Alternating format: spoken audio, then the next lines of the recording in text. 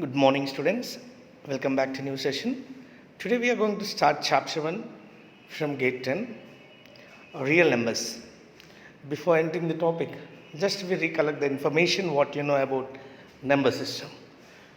You have learned regarding integers, whole numbers, rational numbers, and also you have a small bit of knowledge about rational numbers.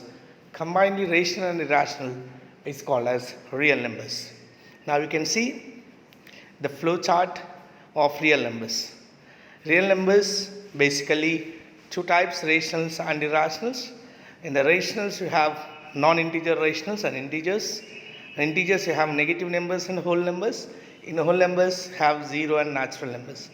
So it's all about our number system what we are using in our day-to-day life. So now what are the topics you are going to have in this chapter? In this chapter you have subtopics Euclid division lemma, fundamental theorem of arithmetic, revisiting irrational numbers, decimal expansion of rational numbers. Now we'll discuss one by one. First of all, we should praise about our mathematician Euclid. Have done a lot of contributions in the field of mathematics. Already you have listened about Euclid in the previous session in grade 9. Euclid's geometry. Generally we are following the same geometry, Euclid's geometry. And you heard about axioms and postulates of Euclid.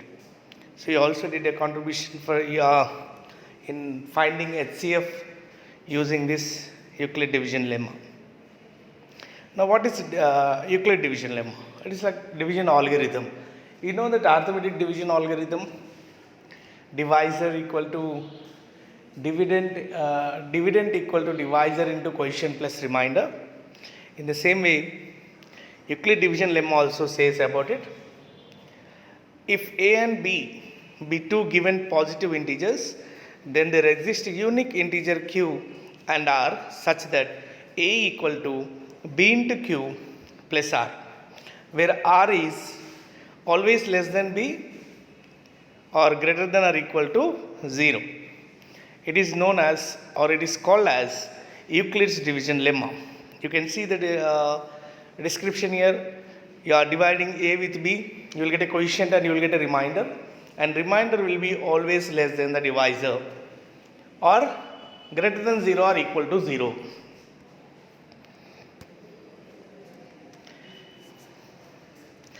So how we are going to do Euclid division lemma? Using Euclid division lemma, how we are going to find out HCF? The main application of Euclid division lemma to find HCF of two numbers.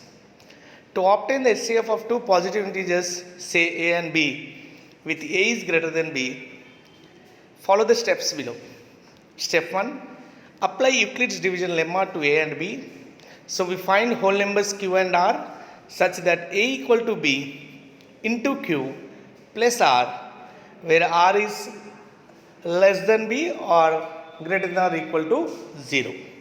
Step 2, if r equal to 0, b is the HCF of a and b.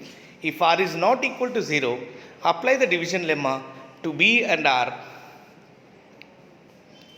Step 3, continue the process till the remainder is 0. The divisor at this stage will be the required HCF.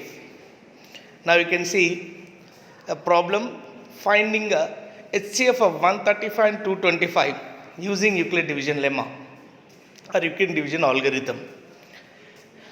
Now 225 is greater than 135, therefore by Euclid division lemma algorithm we have 225 equal to, now just now I said when here 225 equal to 135 plus 90. Now we have 90 here. So 135 becomes, that is b becomes a because r is not equal to 0. Then r becomes b. R occupies b. Now 135 equal to 90 into 1 plus 45. Even in step 3, remainder is not 0. So now 90 becomes a. Here in the step 3, 90, the value of 90a. and 45 becomes B. Now 90 equal to 45 into 2 plus 0. You can see here the value of R becomes 0.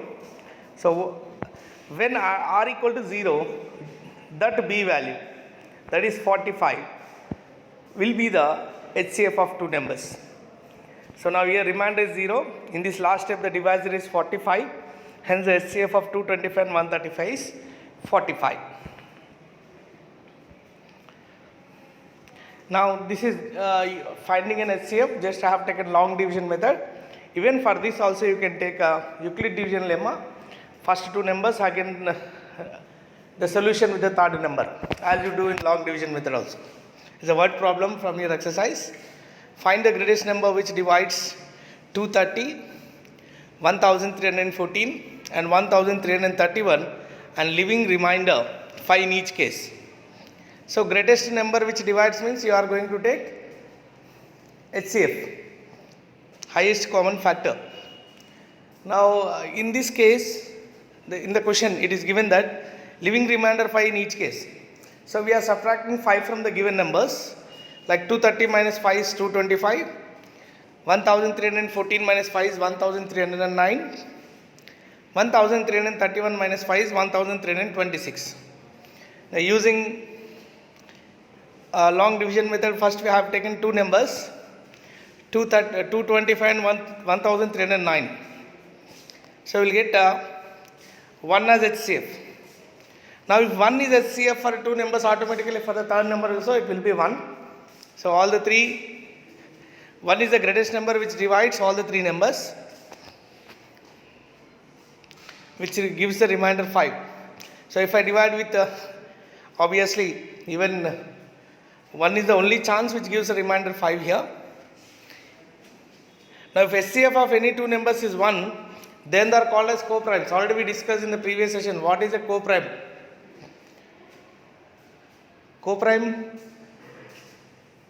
Co-primes are the numbers which does not have a common factors between both.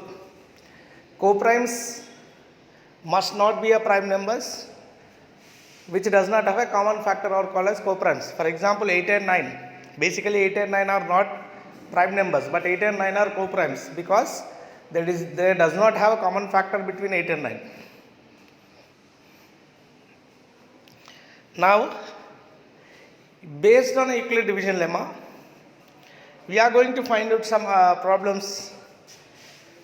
Show that any positive odd integer is of the form 6q plus 1, 6q plus 3 or 6q plus 5, where q is some integer. Now let us assume that a be any positive odd integer. Here we have taken clause odd. Okay. And we are taking here in the question he asked about 6q. So we are taking b value as 6. Now when b is 6, R have a possibility of 0, 1, 2, 3, 4 and 5. Okay. So a equal to 6q plus r according to Euclid division algorithm. So r will be less than b. Now b value you have taken 6. The r will be 0, 1, 2, 3, 4 and 5. So we are substituting r, and what is the possible equations? Yes, these are the possible equations according to Euclid division lemma. R equal to 1, R equal to 0, R equal to 1, 2, 3, 4 and 5. So the equations you may get 6q plus 1, 6q plus 2, 6q plus 3, 6q plus 4 and 6q plus 5. These are positive integers. Now when we assume a as an odd integer, the multiple of 6 will be even. The multiple of 6 will be even because 6 even number into something gives you even only. Then when you are dividing odd number with even number, the remainder will be odd. For just a simple example I will tell. Now 8 you are dividing with 5, or 5 you are dividing with 2. 2 to the 4 and 1 is the remainder. So a is a positive odd integer. A cannot be 6q, 6q plus 2 and 6q plus 4, since these are divisible by 2. So any odd integer is the form of 6q plus 1 and 6q plus 3 or 6q plus 5. By this we can prove that any positive integer if you divide with 6, positive odd integer if you divide with 6, you will get the remainder either 1 or 3 or 5. Now using Euclid division lemma to show that the square of any positive integer is either form of 3m or 3m plus 1 for some integer m. Here in this case we are taking Euclid division lemma to prove any square of any positive integer like n square. Positive integer means n square, which are natural numbers. Now n square will be in a form of either 3m or 3m plus 1.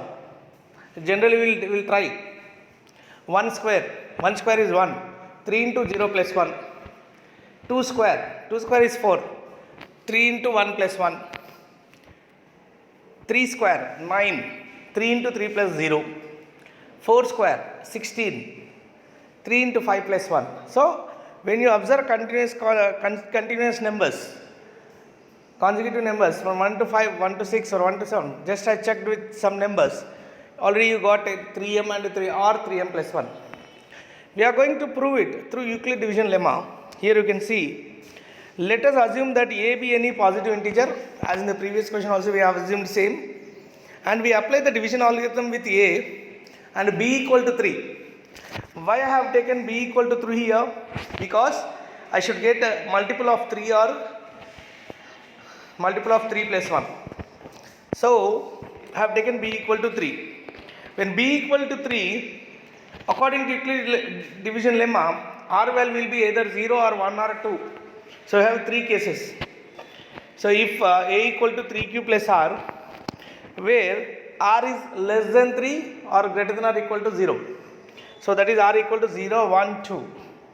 Now put r equal to 0, then a equal to 3q plus 0, that is a equal to 3q, or a equal to 3q plus 1, or a equal to 3q plus 2.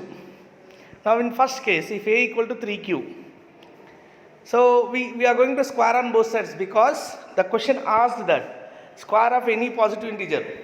Have taken a as positive integer, any positive integer, so we are squaring on both sides. Now if you square, a square equal to 3q square. 3q square gives you 9q square. So 9q square, 3 I am taking common from that. So 9q square can be written as 3 into 3q square. So we are assuming that m is generally multiple of. So in the question also they asked multiple of 3 or multiple of 3 plus 1. So 3 into something is there here. That something, that is 3q square, we are assuming as m. Now we can write a square as 3m in this first case. Case 2, a equal to 3q plus 1. When you take a equal to 3q plus 1, so square on both sides. Here also we are going to square on both sides. We will get an equation as a square equal to 9q square plus 6q plus 1. Here I am taking 3 as common for first two terms. Now when I take 3 as common from first two terms, I get 3 into 3q square plus 2q plus 1. So in this case also I am taking multiple of 3, that is 3q square plus 2q as m. So I can write as a square equal to 3m plus 1. This is case 2. Similarly in case 3, if I multiply square on both sides, now I will get an equation as a square equal to 9q square plus 12q plus 4. 4 I can write as 3 plus 1, because 4 can be split into 3 plus 1. Now in the first 3 terms, 3 is common. If I take out the 3 common, I will get a square equal to 3 into 3q square plus 4q plus 1 plus 1. So the multiple of 3 you can consider as m. So a square equal to 3m plus 1. If b equal to 3, there are 3 possibilities, that is a equal to 3q or 3q plus 1 or 3q plus 2. In all the 3 possibilities we have checked. So we got only 2, that is square of any positive integer will be in a form of either 3m or 3m plus 1.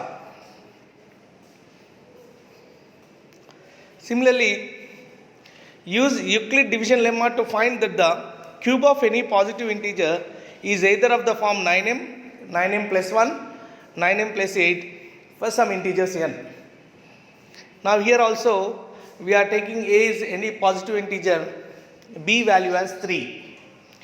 Now you can see then r will be 0 or 1 or 2. Here also same 3 cases will get a equal to 3q or a equal to 3q plus 1 or a equal to 3q plus 2.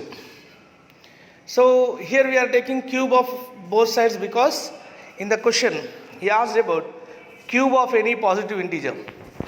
So cubing on both sides, a cube equal to 3q whole cube, that gives you a cube equal to 27q cube. Here I am taking 9 common because in the question we should show it as multiple of 9 or multiple of 9 plus 1 or multiple of 9 plus 8. So similarly in this case, so multiple of 9 we are taking here. So 9 common, yes it is a multiple of 9. You will get 3q, 9 into 3q cube. So 3q cube can be taken as m. So 9m. In the first case you will get 9m. Case number 2, a equal to 3q plus 1. Here also cube on both sides. A plus b whole cube formula, a cube plus 3a square b plus 3ab square plus b cube. So similarly if you substitute the values in place of a as 3q in place of b as 1, you will get a cube equal to 27q cube plus 27q square plus 9q plus 1. You can see in the first three terms you have 9 as common. So 9 multiple, if I take common, I will get 9 into 3q cube plus 3q plus q plus 1 separate. So it is multiple of 9 plus 1. So considering m equal to 3q cube plus 3q plus 1 or plus q, so we will get a cube equal to 9m plus 1. Similarly in case 3 also, after elaborating, cubing on both sides elaborating, you will get a cube equal to 27q cube plus 54q square plus 36q plus 8.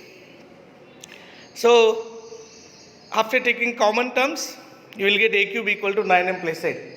So by this you can say that cube of any positive integer is in a form of either 9m or 9m plus 1 or 9m plus 8.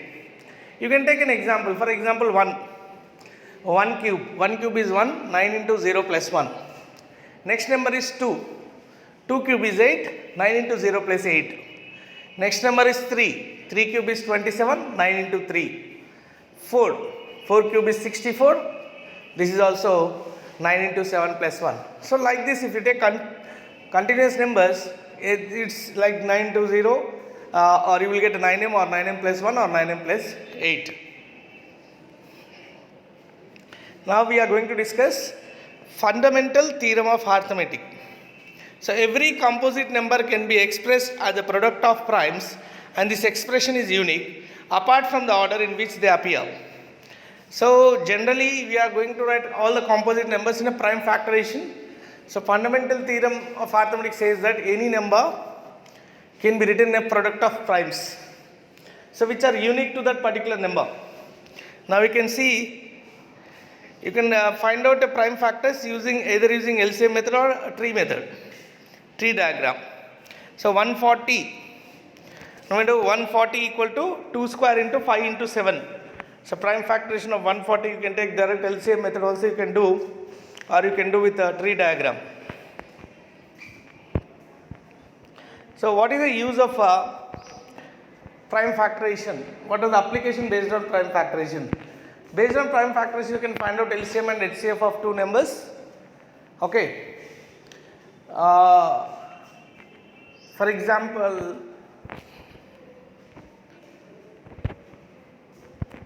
now using prime factorization you can find out LCM and HCF of any two numbers or more than two numbers also at a time. Now we have a formula for LCM and HCF also. Let L be the LCM and H be the HCF of any two numbers. Then L into H equal to product of two given numbers. That is LCM into HCF of two numbers equal to product of that numbers. For example, 12 and 16. So LCM of 12 and 16 into HCF of 12 and 16 equal to 12 into 16. So this is the way you can find it out as an application. And how you are going to find out LCM and HCF using prime factorization, using fundamental theorem of arithmetic method. I have taken 275, 225 and 175. You can see the prime factorization of 275 is 5 square into 11. 225 is 5 square into 3 square. 175 is 5 square into 7. So listen carefully. LCM of any numbers using prime factorization method is product of all prime numbers with a maximum exponent, highest exponent. HCF will be product of common primes with the least exponent. Now here in this case you can see HCF is product of all common primes. Common primes, what are there in all the three? 5 is common. What is the least exponent of 5? In the first case 5 square, second case also 5 square, in third case also 5 square. So least exponent is 2 only. So LCM will be 5 square. Sorry, HCF will be 5 square. What will be the LCM? LCM is product of all primes with the highest exponent. Now for example, you can see 5, highest exponent is 2 times it is repeated anywhere, 5. So 5 into 5 into next 3. 3 square we are taking because 3 is repeated 2 times highestly in one place. Next 11 repeated 1 time and 7 repeated 1 time. So LCM will be product of all primes with highest exponent. HCF will be product of common primes with the least exponent. Now you can see in this case 455 and 78. Common prime is 13.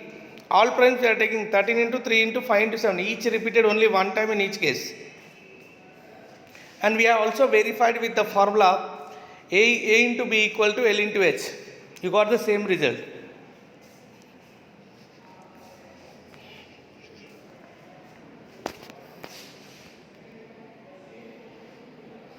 Now with these numbers you can practice.